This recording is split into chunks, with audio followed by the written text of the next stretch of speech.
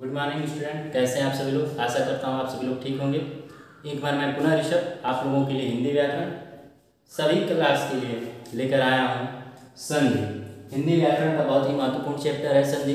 इसके बारे में हम लोग अच्छे से अध्ययन करेंगे। इसके हर एक बिंदु को हम लोग अध्ययन करते हुए चलेंगे, क्योंकि यह हमारी कक्षा के एग्जामों के साथ साथ प्रतियोगी परीक्षाओं में भी पूछी जाती है। और कुछ लोग अक्सर ऐसा मानते हैं कि संधि बहुत कठिन विषय है हिंदी की, लेकिन ऐसा कुछ नहीं है। हम इसके बारे में अध्ययन करेंगे। हाँ, एक बात हमारी ध्यान सुन लीजिएगा। अगर हमारा वीडियो अच्छा लगे तो हमारे चैनल को सब्सक्राइब करिएगा, लाइक करिएगा और कमेंट बॉक्स में कमेंट जरूर कीजिएगा। ओके, आइए शुरू करते हैं हिंदी व्याकरण में संधि। संधि किसे कहते हैं, पहले हम संधि से शुरुआत करेंगे। संधि के बारे में अच्छे से जानेंगे कि संधि क्या है, संधि की ही संधि क्या होती है, संधि का शब्द शाब्दिक अर्थ क्या होता है, संधि का विलोम क्या होता है, ठीक, संधि की संधि क्या होती है, इसके बारे में अध्ययन करेंगे। संधि ऐसे भी लिखी जाती है और कहीं कहीं पर संधि ऐसे भी लिखी जाती है, तो इन दोनों में संधि सही कौन सी है, इन तमाम चीज़ों के बारे में बात करेंगे। देखिए, तो संधि दोनों ही सही है। आइए इस टॉपिक पे हम लोग बात करते हैं, अध्ययन करते हैं। संधि संधि क्या है आपके सामने। संधि देखिए, संधि बनी कैसे है।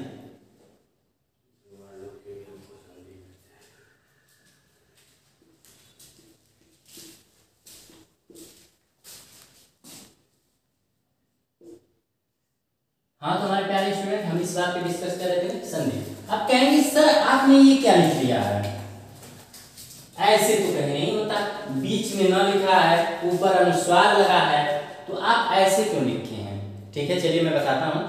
इसके बारे में भी पढ़ाऊंगा, इसको मैं पढ़ाऊंगा आपको, जो व्यंजन संधि पढ़ाऊंगा। क्या पढ़ाऊंगा, व्यंजन संधि। जब मैं आप लोगों को अध्ययन कराऊंगा, पढ़ाऊंगा, तो इस बिंदु पे बहुत अच्छे से चर्चा करेंगे। लेकिन फिलहाल देख लेते हैं कि संधि इस तरह से क्यों बनी होती है। तो आइए मैं बात करूं कि कै वर्ग से लेकर मैं वर्ग तक, मैं वर्ग तक, स्वरज मैं वर्ग तक, अगर इनके बीच में कहीं पर भी बिना स्वर वाला म आए तो उसके ऊपर हम अनुस्वार लगा सकते हैं। क्या लगा सकते हैं, अनुस्वार लगा सकते हैं। ठीक, देखिए मैंने यहां लगाया है। अगर क वर्ग से म वर्ग, आधे म के बीच में कहीं पर ऐसा वाला म आए, देखिए संधि क्या होती है। एक ऐसे चिन्ह रहता है, एक यहां पर वर्ण रहता है, एक यहां पर वर्ण रहता है, दोनों वर्ण आपस में मिलते हैं। हाँ? इनका क्या होता है, योग होता है और शब्द में बदलाव हो जाता है।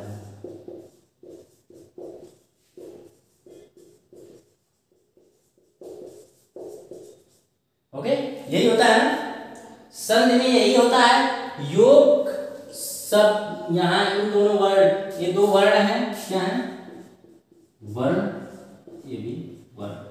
यह प्रथम शब्द का, यह प्रथम पद है, ये अंतिम पद है। अंतिम पद का प्रथम वर्ण और प्रथम पद का अंतिम वर्ण दोनों आपस में योग करते हैं और शब्द में बदलाव हो जाता है, संधि हो जाती है। संधि बन जाती है। यही होता है संधि में, अक्सर यही होता आया है, यही जानते भी हैं आप लोग। तो इस संधि को क्या मैं ऐसे नहीं लिख सकता हूं।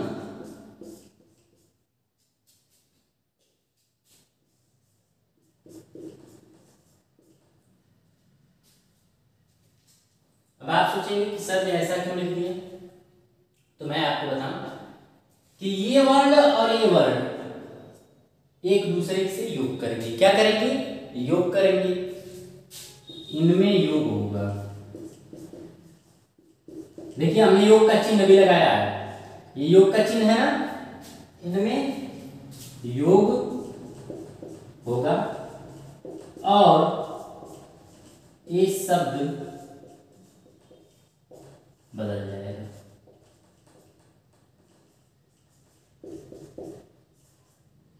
तो आपने क्या पढ़ा?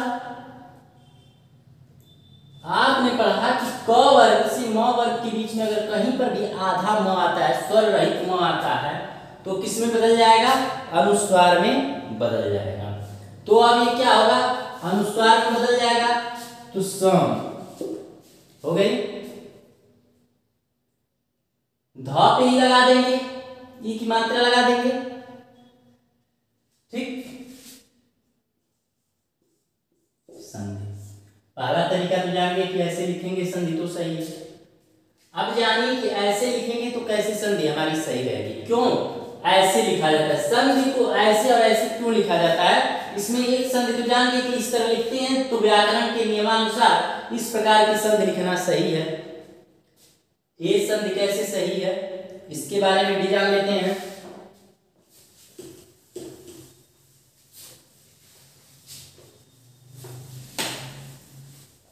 इनके बारे में भी क्या करते हैं, जान लेते हैं। तो एक बात याद रखिए,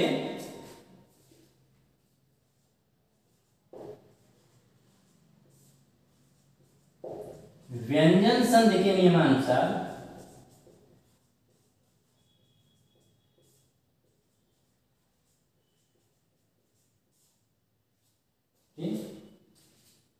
नियम अनुसार जो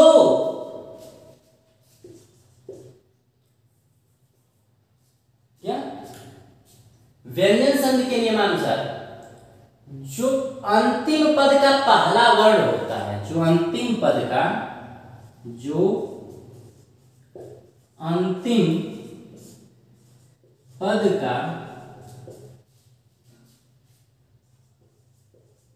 पहला वर्ण होता है, अंतिम पद का पहला वर्ण। देखिए ये सम,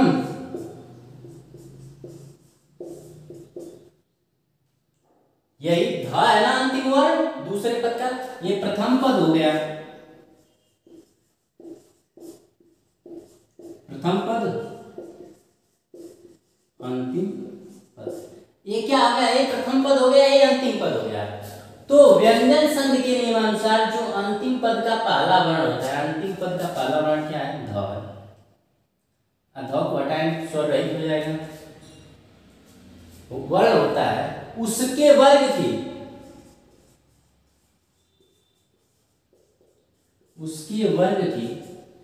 पांचवें वर्ण को स्वर रहित लेते हैं।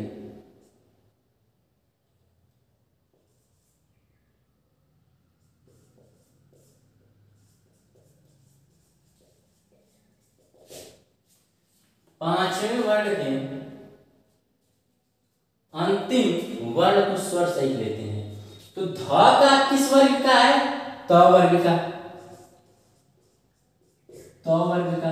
ध किस वर्ग का है? त वर्ग का। और त वर्ग का अंतिम पांचवा वर्ण कौन सा होता है? न वर्ण होता है। और न का अंश कैसा लेंगे? आधा लेंगे। तो जब इसको आधा लेंगे इसकी जगह पर तो हो जाएगा स, ठीक। यानी दोनों तरीके की संधि हमारी क्या है? सही है। तो आप जान गए कि संधि ऐसे क्यों लिखी जाती है, क्यों पढ़ी जाती है। मैं बताऊंगा आपको, आप इस बिंदु को समझिए। मैंने कहा कि जब ऐसे लिखा हो तो प्रथम पद जो अंतिम पद का पहला वर्ण होता है उसके वर्ग के पांचवें वर्ण को स्वर रहित लेते हैं। देखिए हमने ले लिया, तो संधि इसीलिए इस तरह लिखी जाती है, ठीक। तो एक पॉइंट समझ गए। दूसरे बिंदु पर चलते हैं अब संधि के बारे में। पहले हम सब संधि को खूब अच्छे से समझेंगे। देखिए जितना अच्छे से आप वर्ण विचार पढ़े रहेंगे उतनी अच्छी सी संधि आपको समझ में आएगी और कोई रोक नहीं सकेगा इसे आने में।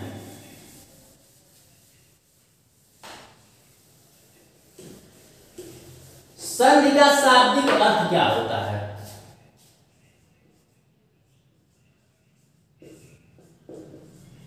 संधि का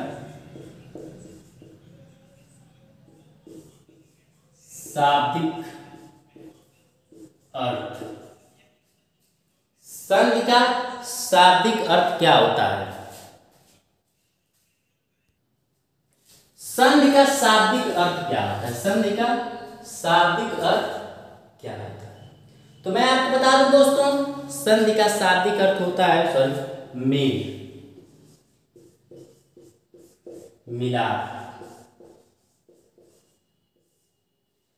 ठीक, मेल मिलाप, मित्रता, जुड़ाव, इतने अर्थ होते हैं। आपको जो इसमें सही लगे ले लेते हैं। देखिए मैं इसके बीच में एक चिन्ह लगाया हूं,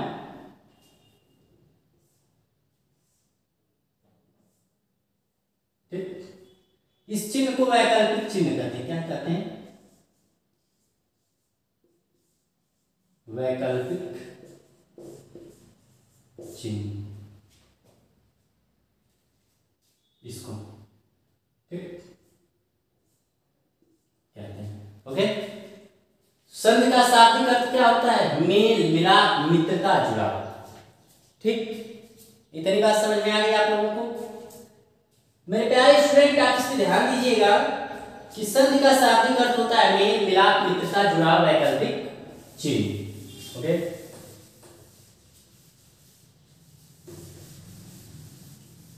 आइए आगे बढ़ते हैं। संधि का विलोम, अब आप सुनो।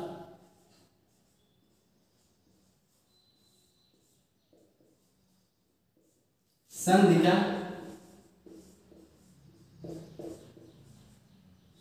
विलोम, संधि का विलोम क्या होता है? तो संधि के दो विलोम होते हैं। संधि के क्या होते हैं? दो विलोम होते हैं। एक होता है विग्रह, एक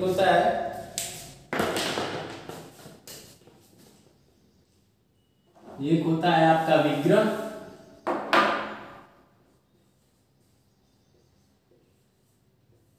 और एक होता है विच्छेद।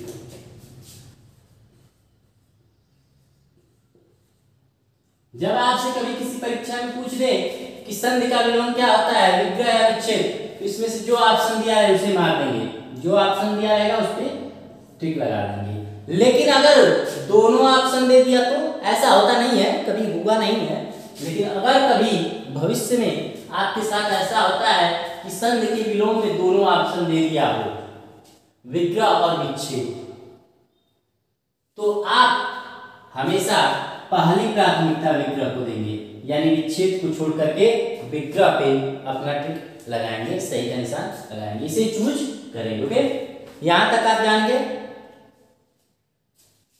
अब हम संधि के बारे में आप इतना जानेंगे, अब हम संधि की परिभाषा के बारे में जानेंगे कि संधि किसे कहते हैं,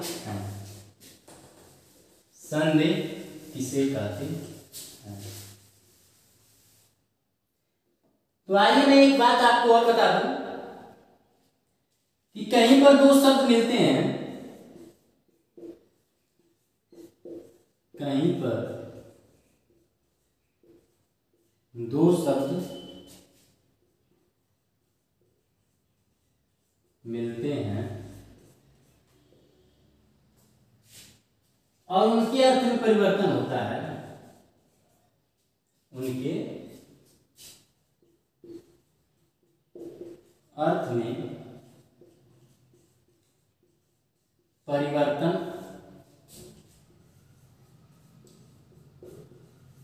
होता है, तो यह जरूरी नहीं कि वह संधि हो, यह जरूरी नहीं है कि उस संधि ही होगी।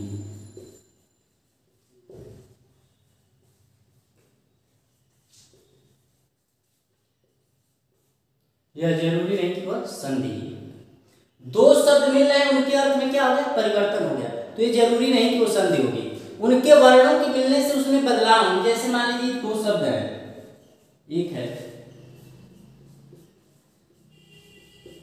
क्या होगा, दूध वाला, क्या होगा, दूध वाला, यह संधि नहीं है।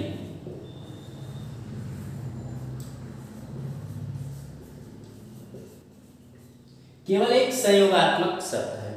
पान वाला, दूध वाला, रसोई घर, गौशाला, ये क्या है, संयोगात्मक शब्द है, संधि नहीं है। ठीक, तो अब हम संधि की परिभाषा पढ़ेंगे कि संधि किसे कहते हैं।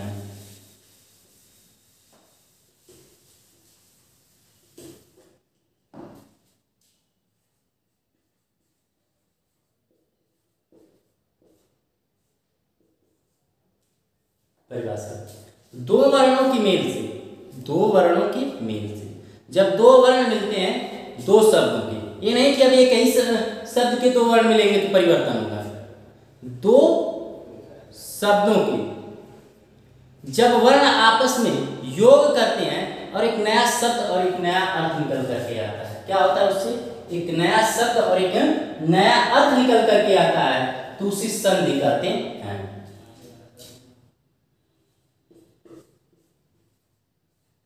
दो वर्णों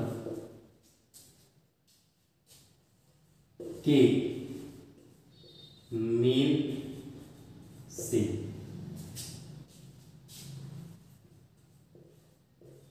होने वाले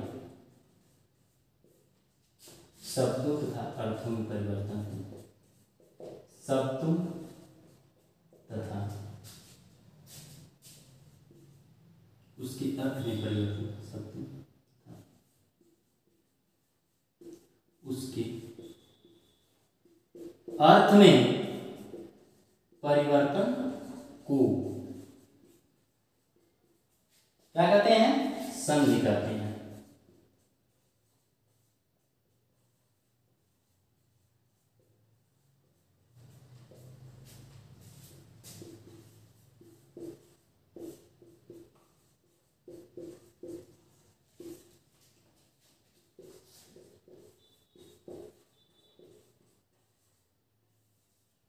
देखिए, दो वर्णों के मेल से होने वाले शब्दों तथा उसके अर्थ में परिवर्तन को संधि कहते हैं।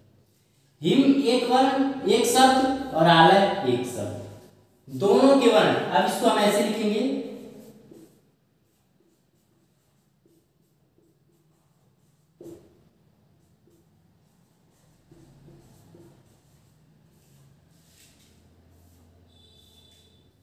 यहां देखिए प्रथम पद का अंतिम वर्ण, प्रथम पद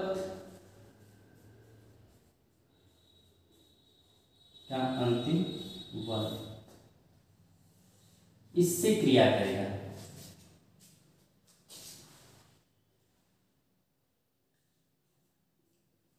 अंतिम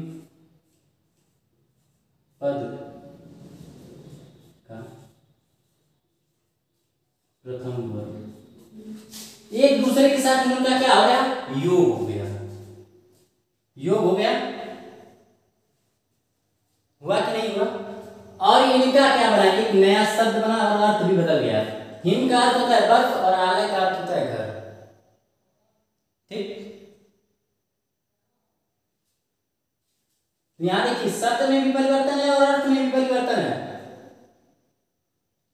ठीक, हिमालय का मतलब जहां पर बर्फ का निवास स्थान हो, जहां पर बर्फ का निवास स्थान हो। ठीक, तो इसमें क्या होगा, दो वर्ण मिले, शब्द और अर्थ में परिवर्तन हो गया। तो दो वर्णों के मेल से होने वाले शब्दों तथा उसके अर्थ में परिवर्तन को संधि कहते हैं। ठीक, इतना बात जान गए आप। अब आपको मैं कुछ बातें बताऊंगा।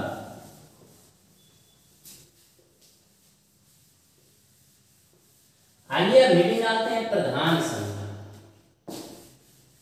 प्रधान संधि गौड़ संधि पढ़ लेने के बाद हम संधि के प्रकार पढ़ेंगे। प्रधान संधि और गौड़ संधि पढ़ लेने के बाद हम क्या पढ़ेंगे, संधि के प्रकार पढ़ेंगे। ठीक, हेडिंग है हमारी प्रधान संधि। कौन सी हेडिंग है? प्रधान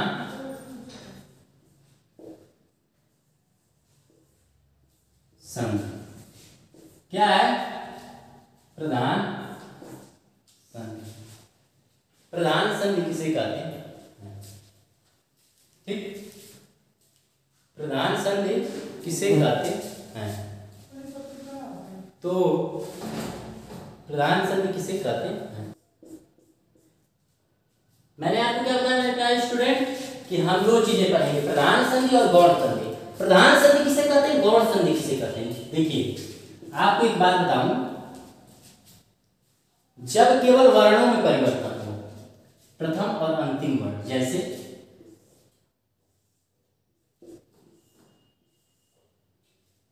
ये आपकी दोनों वर्ण है,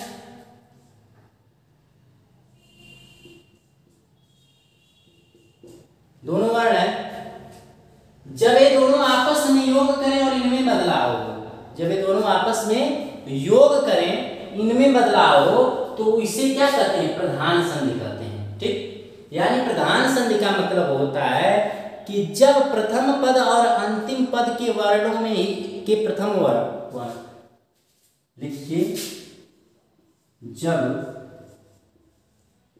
प्रथम पद का अंतिम वर्ण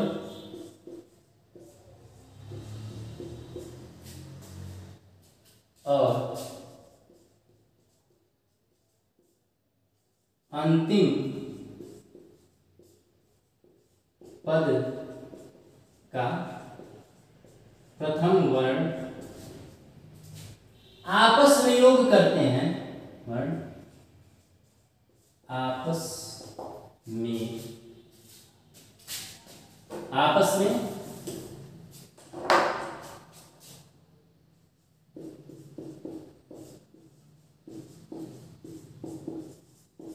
योग करते हैं और उन वर्णों में परिवर्तन हो जाता है।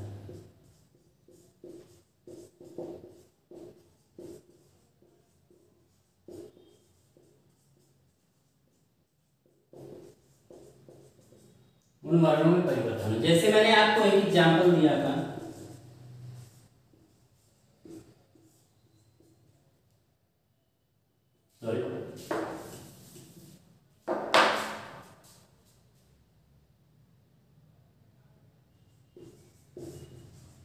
मैंने आपको एक एग्जाम्पल समझा था,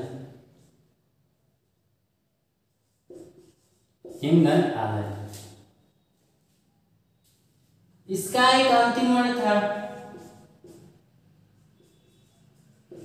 इन दोनों में क्या हुई, ये दोनों क्या हुए, एक दूसरे से योग हुए और बना क्या किसी अन्य वर्ण में परिवर्तन हुआ था इसमें?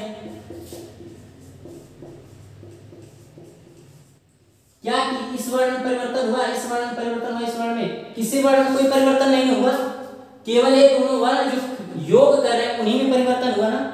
ये अंतिम पद था और ये प्रथम पद का अंतिम वर्ण था, ये अंतिम पद का प्रथम वर्ण था, इसमें परिवर्तन हुआ।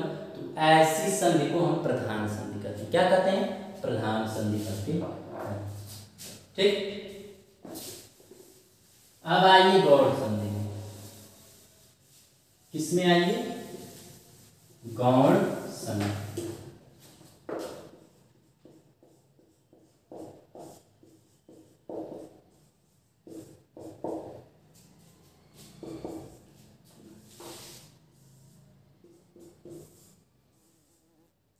जब ये दोनों वर्ण आपस में योग करें और इनमें परिवर्तन हो, मतलब कि योग तो यहाँ के वर्ण कर रहे हैं लेकिन परिवर्तन इधर के और इधर के वर्णों में हो रहा है, तो उसे क्या कहते हैं? गौण संधि कहते हैं। उसे क्या कहते हैं? गौण संधि कहते हैं।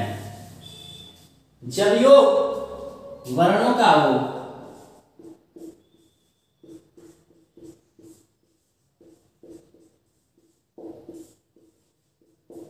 जब योग वर्णों का हो और उनमें परिवर्तन न होकर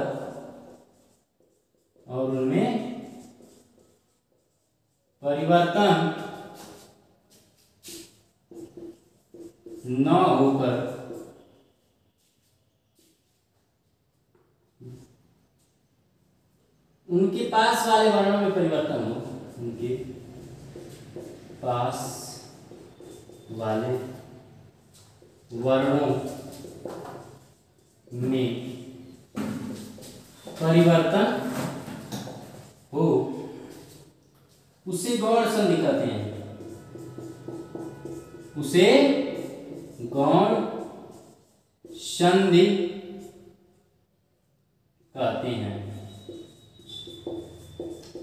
देखो मेरे प्यारे स्टूडेंट, रामायण यह गौण संधि और प्रधान संधि दोनों का बहुत ही अच्छा उदाहरण है। ये दोनों का उदाहरण है। प्रधान और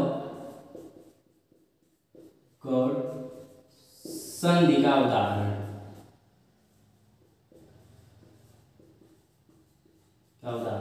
रामायण है। प्रधान और गौण संधि का उदाहरण रामायण कैसे है, इसका हम संधि विच्छेद करते हैं तो यह हो जाएगा राम धन आयन। राम धन आयन, देखिए यहां पर का जो परिवर्तन है वो अ धन आ, प्रधान संधि हो गया। लेकिन कभी कभी हम ये क्या हो जाता है, राम मा यण लिखते क्या है। अब देखिए यहां पर परिवर्तन हुआ, यहां पर परिवर्तन हुआ कि नहीं हुआ, परिवर्तन हुआ। तो जब यहां पर परिवर्तन हुआ, योग तो ये दोनों किए, लेकिन परिवर्तन कहां पर हो रहा है, यहां पर हो रहा है। तो ये कौन सी संधि हो गई, गौण संधि। कौन सी संधि हो गई, गौण संधि। तो प्रधान संधि और गौण संधि समझ गए। अब आगे हम जानते हैं संधि के प्रकार। इस संधि कितने प्रकार की होती है।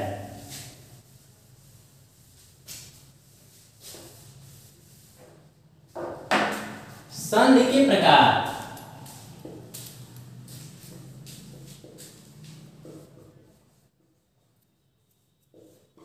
सभी लोग जानते हैं 3 प्रकार की होती है।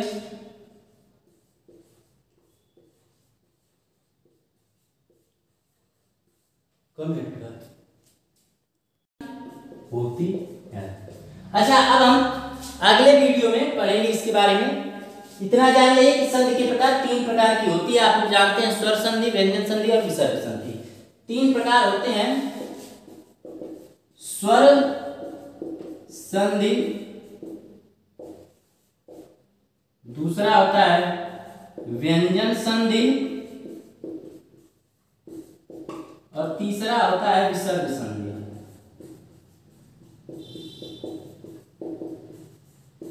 तीसरा होता है विसर्ग संधि। अच्छा, 3 ही संधि क्यों होती हैं, इसके बारे में और इन संधियों के प्रकार को हम अगले वीडियो के भाग में पढ़ेंगे। तब तक के लिए धन्यवाद।